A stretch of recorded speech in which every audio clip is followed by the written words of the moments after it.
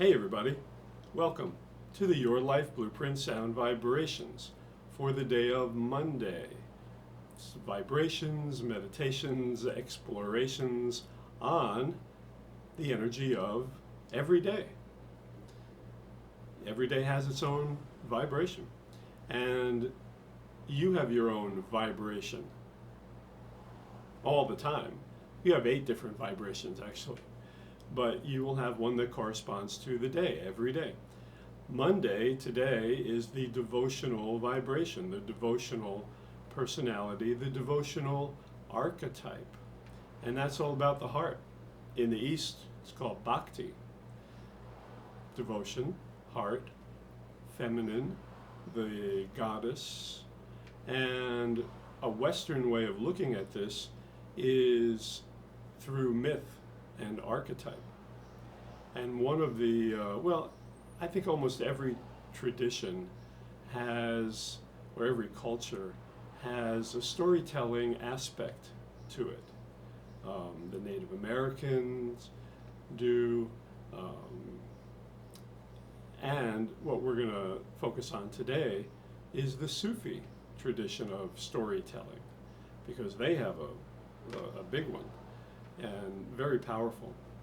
And storytelling and getting in touch with myth and archetype, this is a very powerful way of understanding this devotional personality and where you have it inside of you, whether it's in your spiritual area or somewhere else in your own blueprint.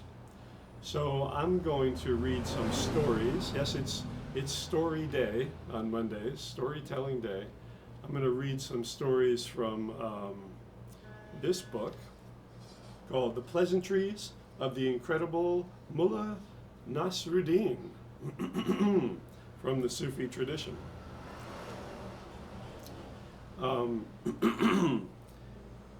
It is related that Nasruddin, when a boy, had the strange power of keeping his schoolfellows' attention upon his stories. Their academic work suffered.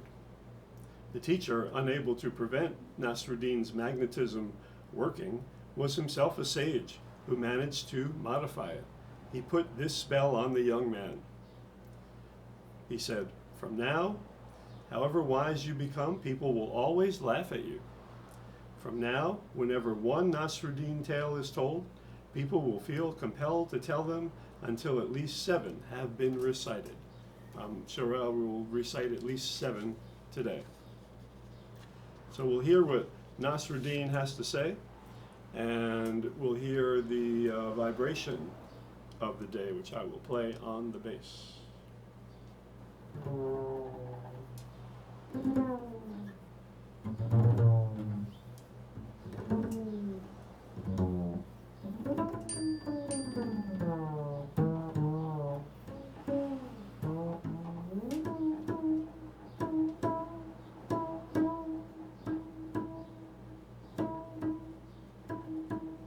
Nasruddin went to see a rich man.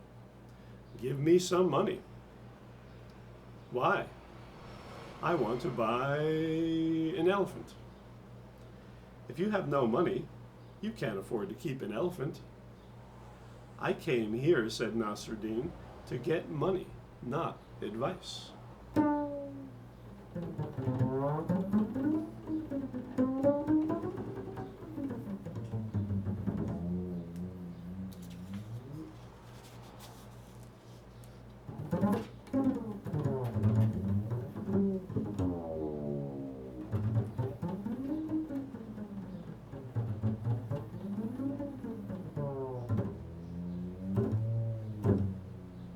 Mullah Nasruddin, as everyone knows, comes from a country where fruit is fruit, and meat is meat, and curry is never eaten. One day he was plodding along a dusty Indian road, having newly descended from the high mountains of Kafiristan, when a great thirst overtook him. Soon he said to himself, "I must come across somewhere that good fruit is to be had." No sooner were the words formed in his brain than he rounded a corner and saw sitting in the shade of a tree a benevolent-looking man with a basket in front of him. Piled high in the basket were huge, shiny red fruits. "This is what I need," said Nasruddin. Taking 2 tiny coppers from the knot at the end of his turban, he handed them to the fruit seller. Without a word, the man handed him the whole basket, for this kind of fruit is cheap in India, and people usually buy it in smaller amounts. Nasruddin sat down in the place vacated by the fruit seller and started to munch the fruits. Within a few seconds, his mouth was burning. Tears streamed down his cheeks. Fire was in his throat. But he went on eating. An hour or 2 passed, and then an Afghan hillman came past. Nasruddin hailed him. "Brother, these infidel fruits must come from the very mouth of Shaitan." "Fool," said the hillman, "hast thou never heard of the chilies of Hindustan? Stop eating them at once, or death will surely claim a victim before the sun is down." "I cannot move from here," gasped Nasruddin, "until I have finished the whole basketful." "Madman, those fruits belong in curry. Throw them away at once." "I am not eating fruit anymore," croaked Nasruddin. "I am eating my money."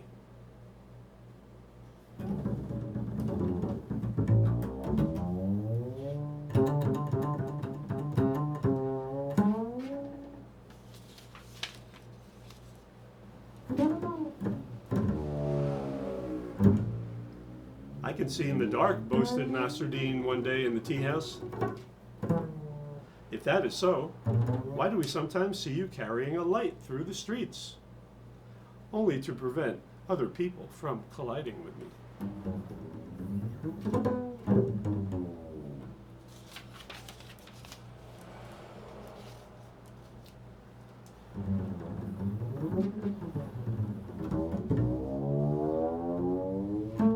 Nasruddin went to the shop of a man who stocked all kinds of bits and pieces.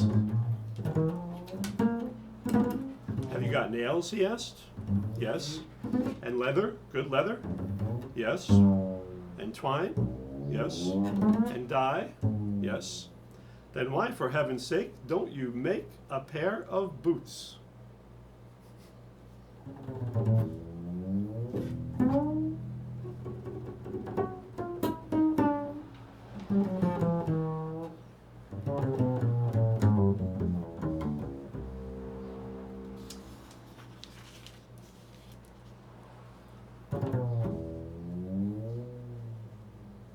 "What is the meaning of fate?" asked someone of Nasruddin.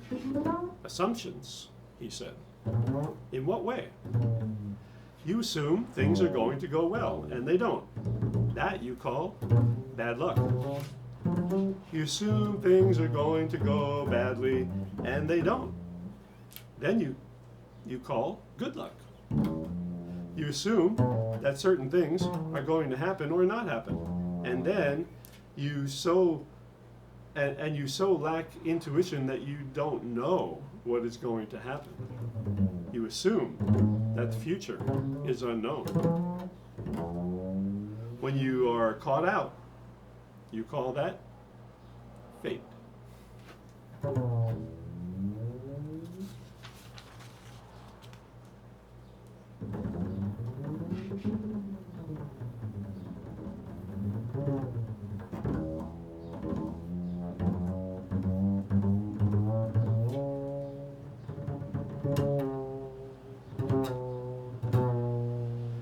Nasruddin went to the barber, who shaved him with a blunt razor and a clumsy hand. Every time he drew blood, the barber struck a wisp of cotton on the nick to stop the bleeding. This continued for some time, until one side of Nasruddin's face was thickly dotted with cotton wool. As the barber was about to shave the other cheek, Nasruddin suddenly caught sight of himself in the mirror and jumped up. "That is enough. Thank you, brother. I have decided to grow cotton on one side and barley on the other."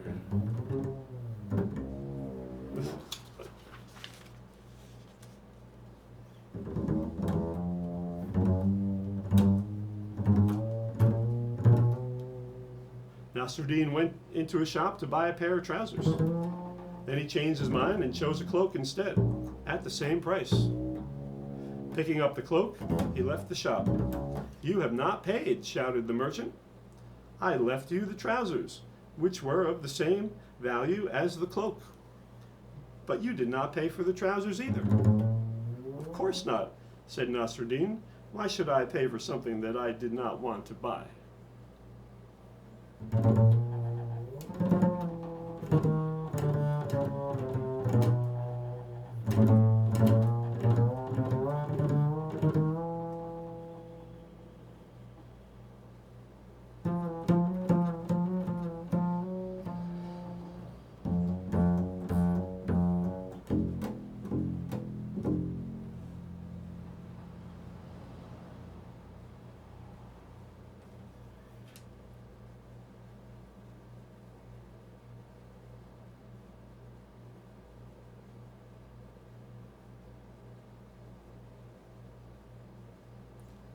Check in with your heart today.